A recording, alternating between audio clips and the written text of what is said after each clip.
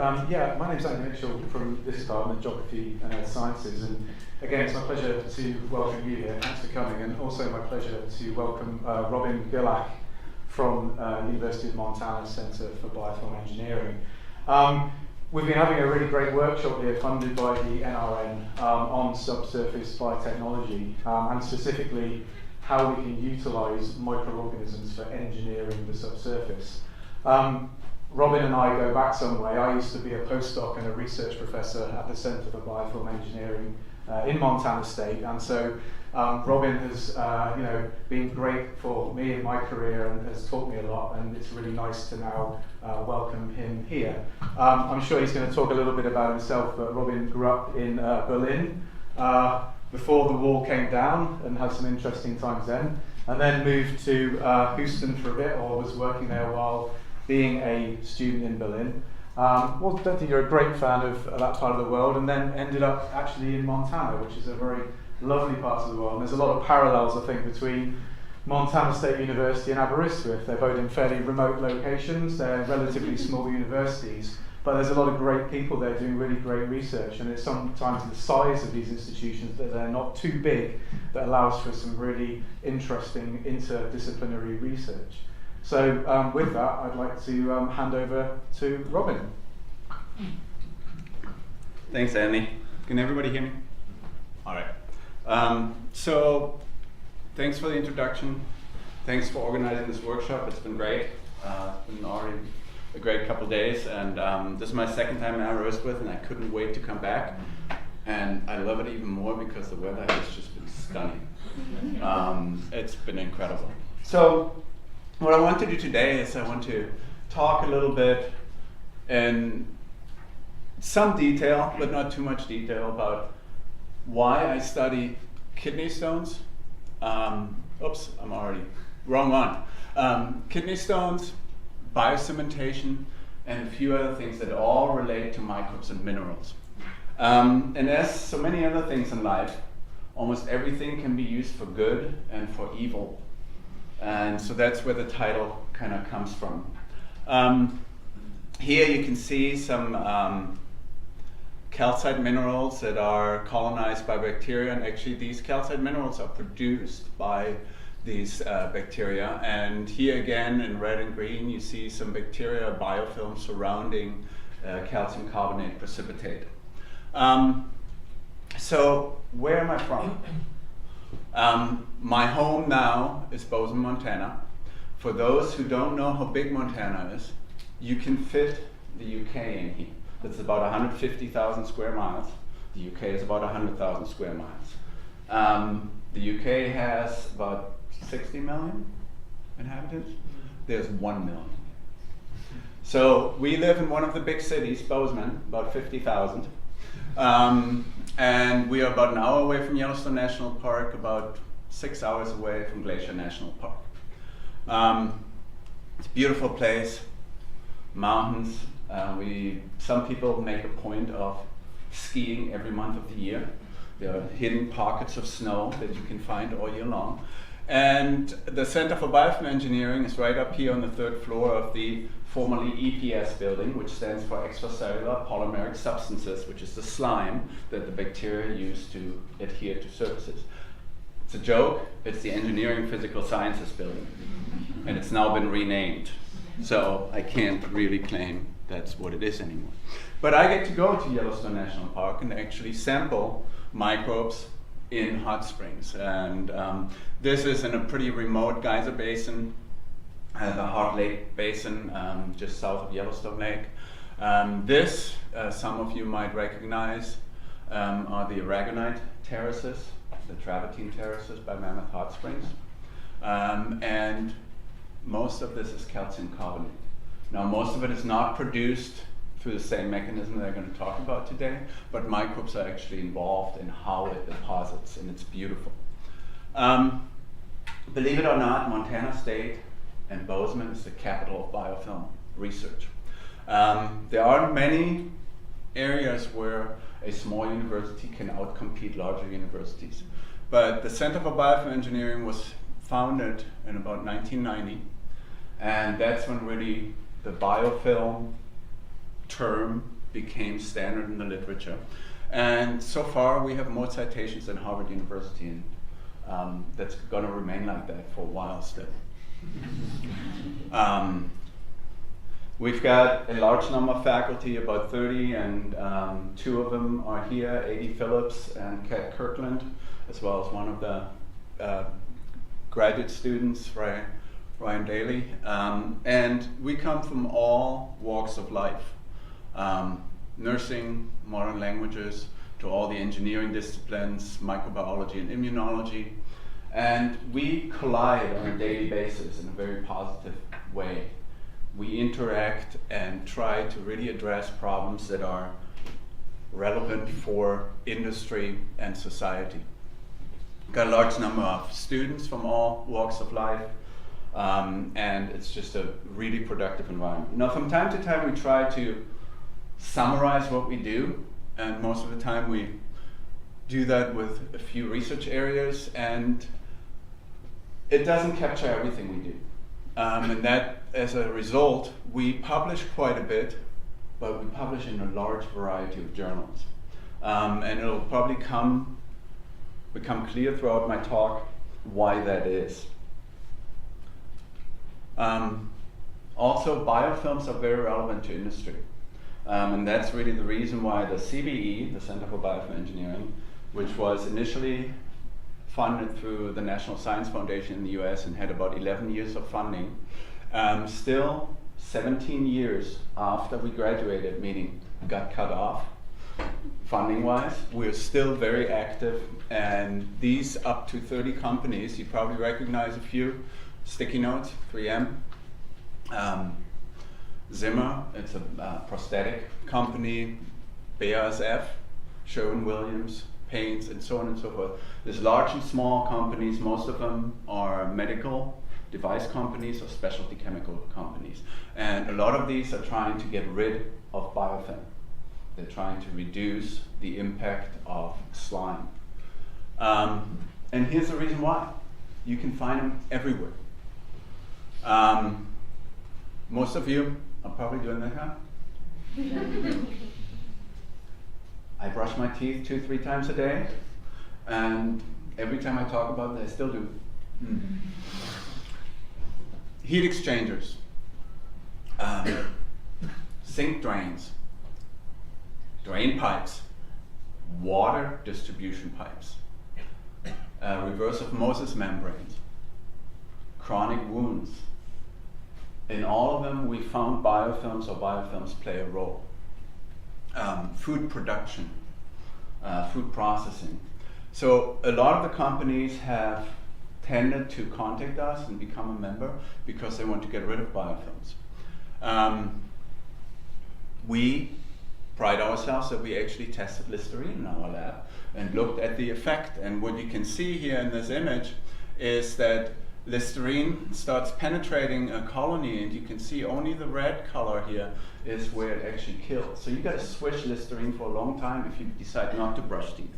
If you can remove most of the biofilm first, then it's pretty easy to kill about a 10 micron thick biofilm, but it's really hard to kill a 1 millimeter thick biofilm. And so if we zoom in, and this is a very, very old TEM micrograph, biofilms look like they just contain cells free floating, but I've already given it away. They are held together by slime, by EPS. And what they do is, they have found a very efficient way of life, and I sometimes wish I could live that way. I'm just going to highlight, they build a house themselves very quickly, house of slime, and then they get breakfast in bed every day. Things just float by, and they take it up. And they're really smart because it's really hard to get rid of them. They don't pay rent either. They are resistant to a lot of antibiotics, antimicrobials. So unless we can combine ways to get rid of them, like mechanical and chemical, it's really, really hard. Or in the body, you can get rid of 99.999% of the microbes through antibiotics, but your immune system still has to take care of the rest. So it's a combination of things. Well, so how did I get to the Center for Biofilm Engineering? from Berlin to Bozeman. I always tell people I moved from big B to little b, but I'm very happy there. So I grew up in Berlin, as Andy said, and I was there when Ronald Reagan stood at the wall and said, "Mr. Gorbachev, tear down this wall."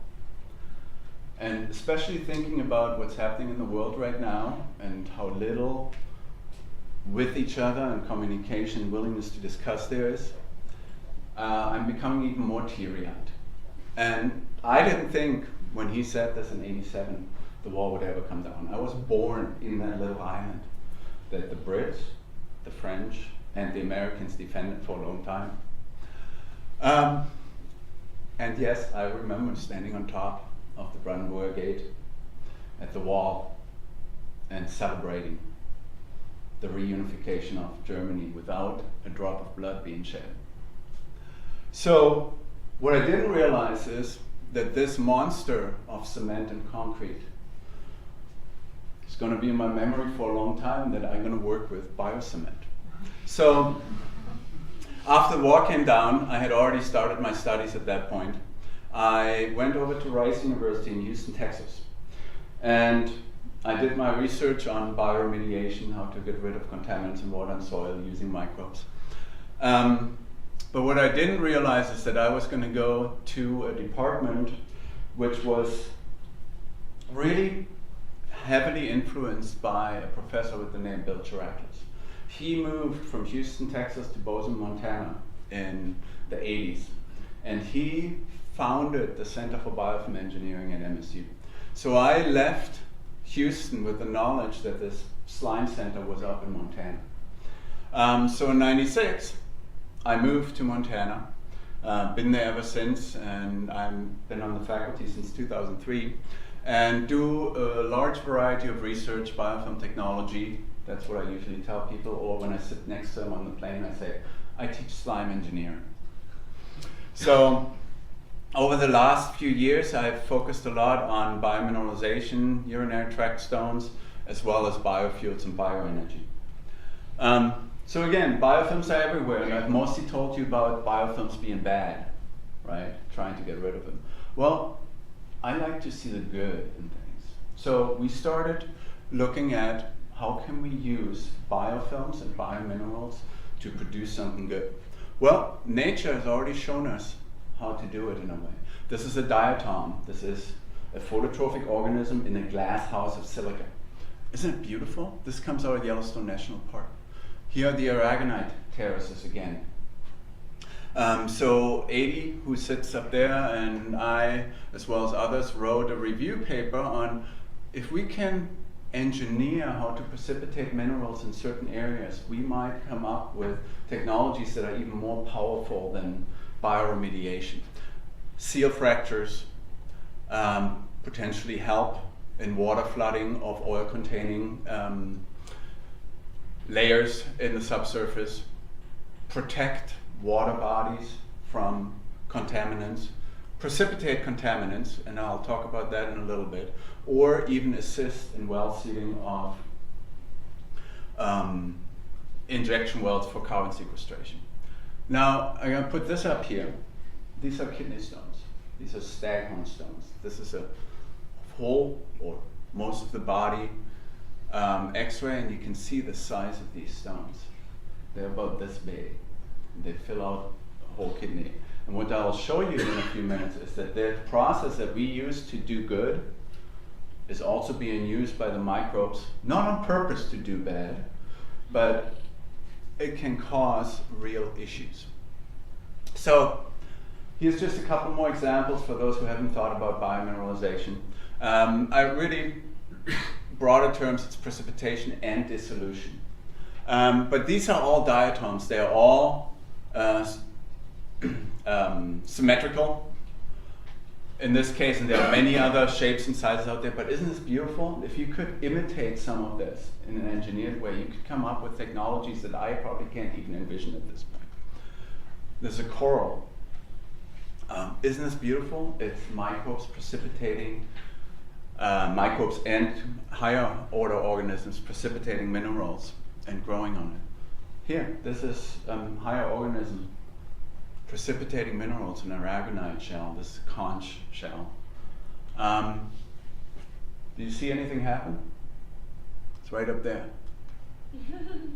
Little microbes. If I zoom in, they're about 1 or 2 microns big. These are called magnetotactic bacteria. They produce magnetite, magnetic particles. They template them and they use them to orient themselves in the Earth magnetic field so that they can move up and down the water column to get to the right oxygen tension, so where just enough oxygen is for them to live perfectly. So it's pretty amazing what nature has done. And so what we've tried to do is to capture some of that amazing capability. And I've had the luck of working with a lot of fun and very capable students and postdocs. And here is Nirja, Logan, Alan, and Adi, who've all worked with me as either a postdoc or a graduate student. And if we zoom in here, these are little rosettes that have grown in little micro droplets, 50 micrometers in diameter. This is the image that you already saw, biofilm slime surrounding a mineral. This is also the other image that you already saw. And then Adi acquired these images of these tubes, which presumably contain some of these cells that have precipitated basically a sarcophag around them. So they precipitate out calcium carbonate around them. And they do this by hydrolyzing urea. Urea is a very common compound. We are all producing it right now, especially after having drunk some wine or beer. And they have an enzyme that hydrolyzes urea to produce ammonium and carbonic acid, which then can precipitate out as calcium carbonate. And it's just a beautiful process that occurs.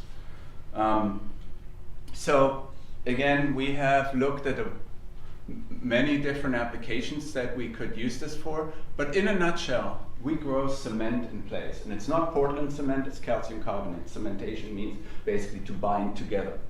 But we inject enzyme or microbes, as well as an aqueous solution containing ice melt and fertilizer, urea and calcium chloride, and we precipitate out calcium carbonate.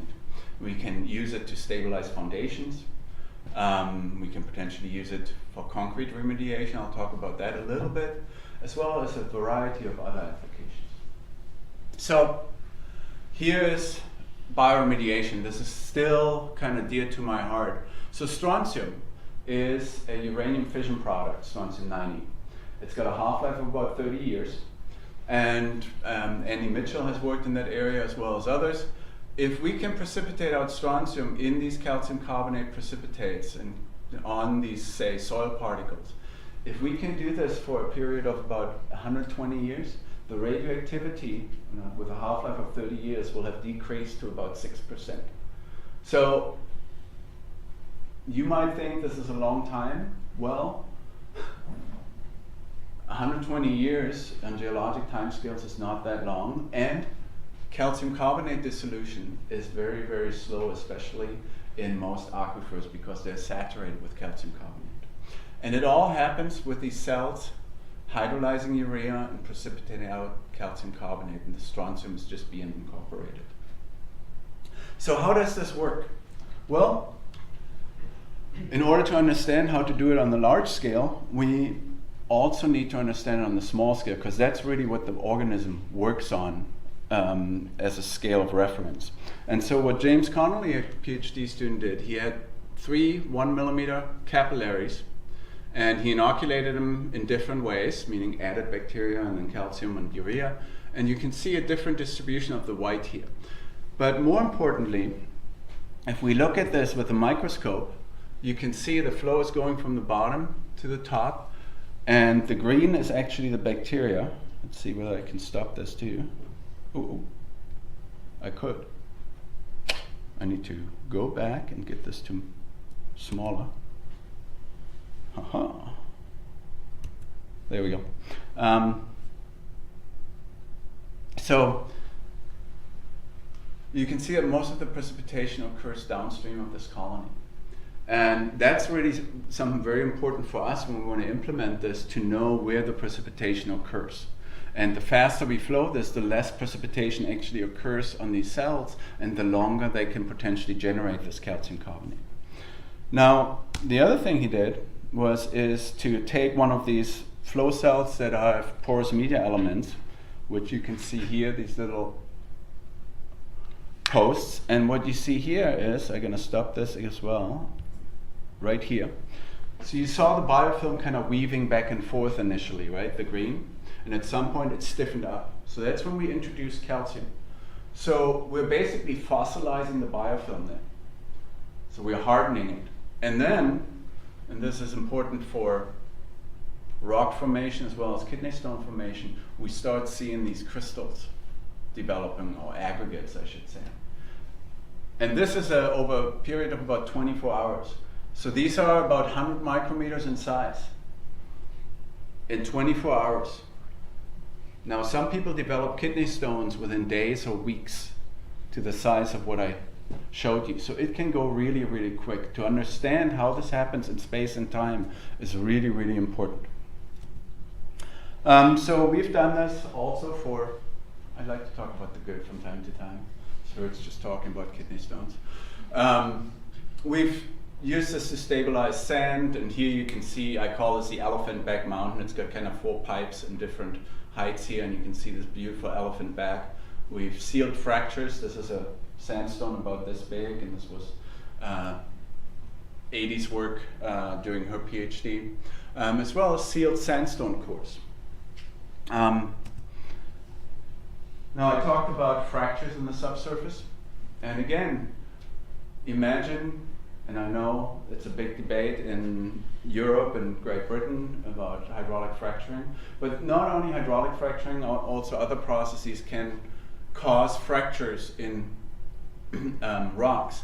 And what we've shown here is, and this is 4 different shale cores, that we can reduce the permeability, so basically the ability of this fracture to transmit water or other fluids, by orders of magnitude. So we basically stop flow here. And if you think about the concept of hydraulic fracturing and the potential impacts, this could really reduce the impact we could see in these fractures using this process.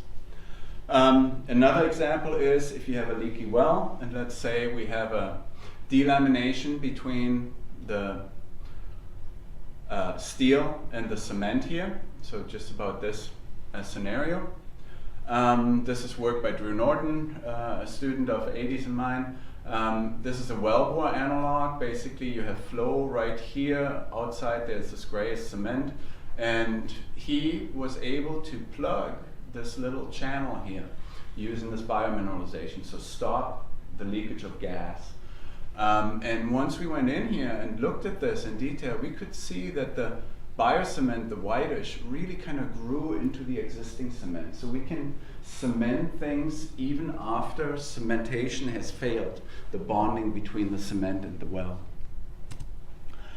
So we've done this many different scales over time, and have now gone out into the wild, into the field 3 times at about 300 meters or 600 meters depth to seal leakage pathways or reduce permeability.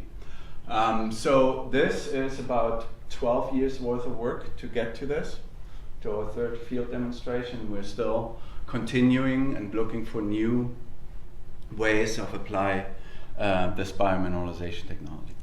So I've mostly talked about the good, I've hinted at the bad, and since I had this title, for those who have never seen the 1960-something Clint Eastwood movie, The Good, the Bad, and the Ugly, one of the key scenes is Clint Eastwood and the 2 other guys have a 3-way duel. And I don't know who the good, who the bad, and the ugly is. I've never quite figured that out. Maybe you can tell me. But the point is, and I'll tell you how this ends at the end of the talk. The point is that everything that has something good with it can usually also be used for evil or bad. So precipitation, mineral precipitation, mineral dissolution can cause huge damage. Understanding how microbes might facilitate this, and I'm not saying in all cases microbes facilitate this, can really help us potentially save billions of dollars. It's estimated that about $1 trillion in damage is being caused by corrosion in the industry throughout the world every year. You can have pitting corrosion like here, and this probably started as pitting corrosion, little holes, and then just eroded. Or you can have corrosion or buildup of minerals that plugs pipes. So understanding what happens and how to control it is really important. This is your drain pipe at home. No, it wasn't my drain pipe. Yours looks much better.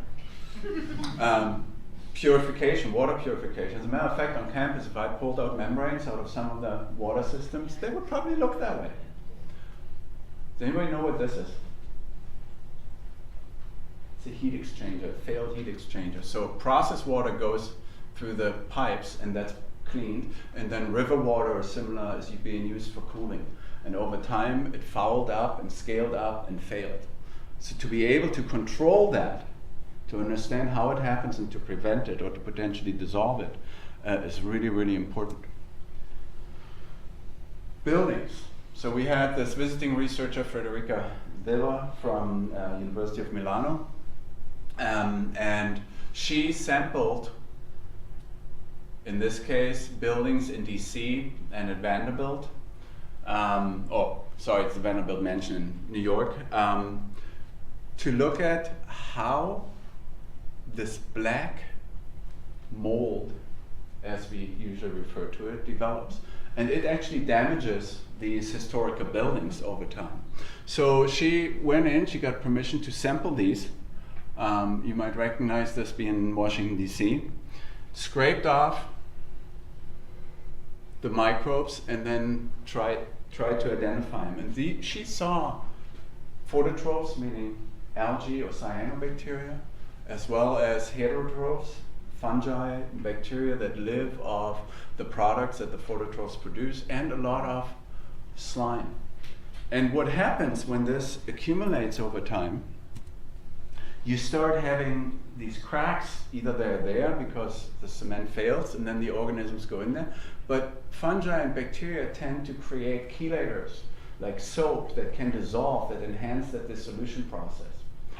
So if we can understand who is there and what they are doing, we might be able to ultimately turn around their capabilities to potentially precipitate minerals again and close these fractures that they have caused or that have caused otherwise. So they also retain water, and that's probably one of the major issues. So imagine the water cannot evaporate as quickly, and it starts freezing. It starts expanding and starts cracking the cement. So if we can begin to understand and control how this happens, we might really end up helping many processes. So that's bad, but this really opened my eyes. So a few years ago, I was sitting in a lecture by a medical microbiologist, and he was talking about a urinary tract infection. He said, well, we've got these microbes, and they're probably biofilms, and they hydrolyze urea, and they precipitate out struvite, magnesium ammonium phosphate. And there's usually no ammonium in your urine, but if you have a urinary tract infection, and it's with urolytic organisms, they hydrolyze urea to produce ammonium and ammonia. And now you have all ingredients, magnesium, ammonium, and phosphate in your urine, and you start building up these beautiful crystals. Isn't this beautiful? Look at this sarcophagus shape. Look at this. So they can grow to the size of your kidney fairly quickly. So at that point I said, Dirk, can we maybe work together to try to find a way to minimize the effect of this and understand whether we can somehow control this? Because at this point, there are not many techniques to remove them. Now, this guy says, oh, it's way more painful than childbirth. But don't quote me on that. Well, I got a quote from my VPR, who had a child and who had a kidney stone, that he is right. I don't know. I will never be able to compare it, but I hear it's very painful. Now, there are other painful things in the US. And I couldn't but put this up.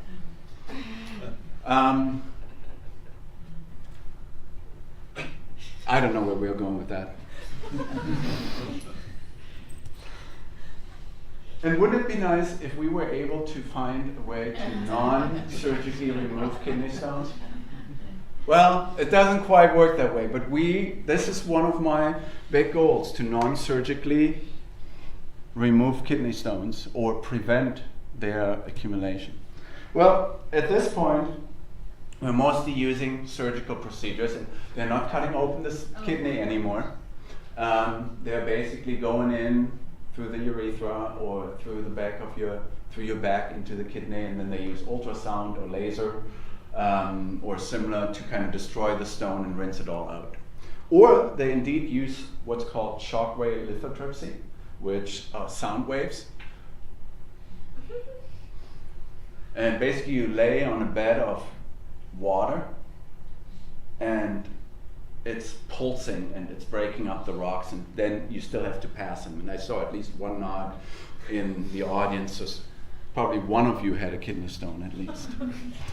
So we tried to recreate the system, the urinary tract system. So we recreated the kidney using sponges in a reactor. We recreated the ureter through a tube, and then we put a glass capillary in there to be able to watch what's happening.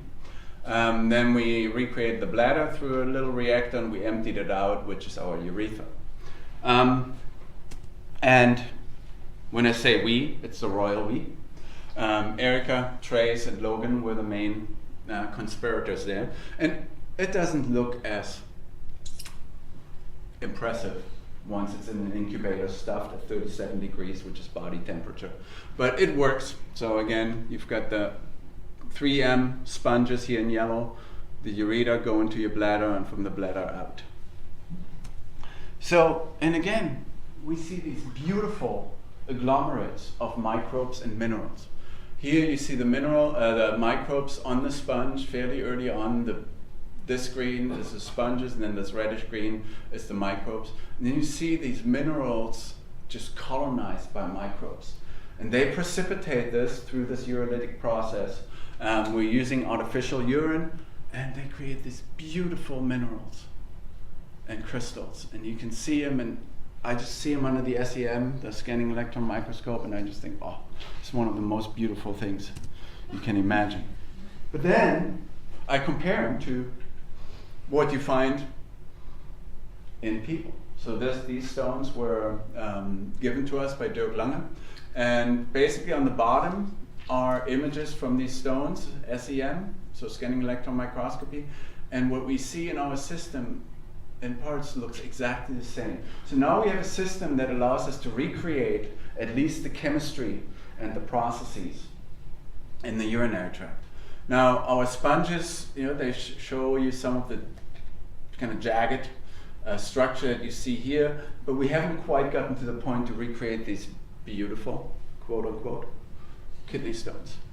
But that's what we're working towards, and really what I'm hoping is that at some point we're coming up with a non-surgical way to prevent kidney stones. Now the challenge here is that there's not only this one type of kidney stone, the struvite kidney stone, there's about 7 different types of kidney stones, and they all form in a different way. So I might be running a losing battle, but I will, in the process, understand how infectious kidney stones develop and how we can treat those, hopefully. So I've talked to you about the good, the bad, and the ugly.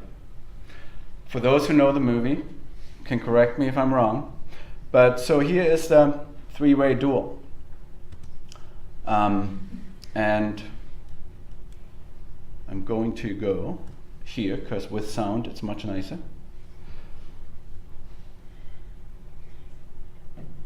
So they have this 3-way duel.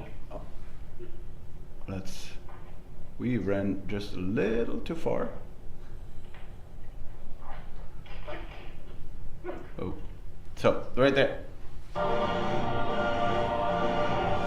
3-way duel, right? So here. don't know what to do. I don't know how they came up with this, but.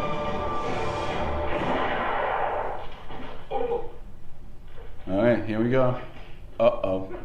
So this, Clint Eastwood, of course, knew something the other two didn't know. He unloaded the other guy's gun. So what if we can manipulate microbes so they think they're still doing what they want to do, if there is something like that, that the microbes truly think about what they want to do. But what if we can manipulate it? And that's really the way I look at this, is how do we manipulate these microbes without antibiotics so that they can build up resistance to not produce kidney stones.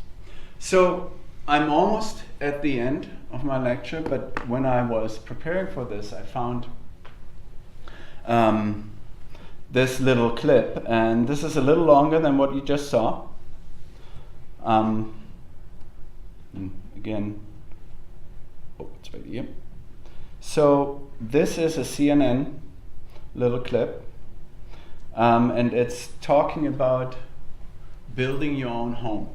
And this is a US Department of Defense sponsored, or at least one of the projects is for disaster relief and military intervention. And this is not biomineralization, but I'll come back to biomineralization in a minute, but I'm just going to let this play. It's amazing what microbes can do. Mycelium is fungi.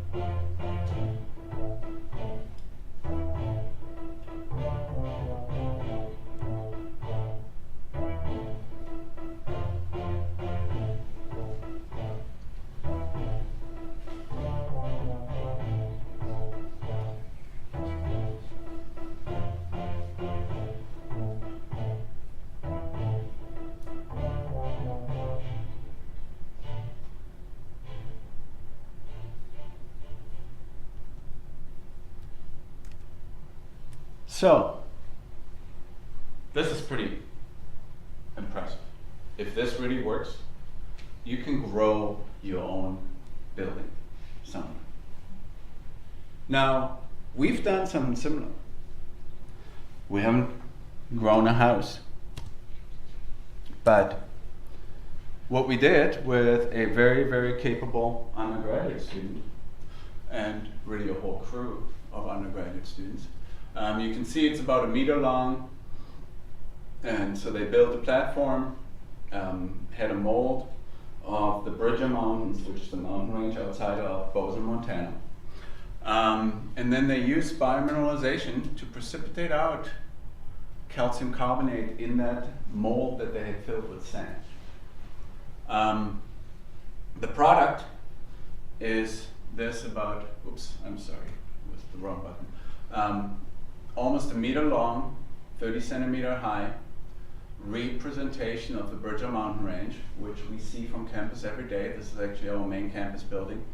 And they even spent the time to put the Montana State University-Bozeman into the Bridgers, which is, this is, how high is this, 50 meters or so? So this is white painted rock that students carried up there a long time ago. And it's just been rechalked. And so this was done by Eric Troyer, Ashley Burninghouse, John Joyce, and Cody West. Thank you. So we are capable of building pretty big things. And when I say we, I'm using the royal we. And I tried to list a lot of the co-conspirators, but I failed. These are the, there's not all of them. These are the field crews for the 3 field tests that we've completed. There's a lot of people at MSU, which are mostly pictured here, but also at Southern Company, which is a power company, which has allowed us to access their wells twice. A small company in Montana, University of Alabama at Birmingham, Shell, University in Stuttgart, and Andy has been contributing to this on and off for a long time. So I'll leave you with a biomineralized bobcat. Go Cats! That's our mascot. And with that, I'll leave you with another biomineralized shape of Montana, Germany colors. This was a going away gift from Eric. And this is actually a view down from the bridges now, which I just showed you, looking up on a beautiful summer evening after a hike. And with that, I'll answer any questions if there are any.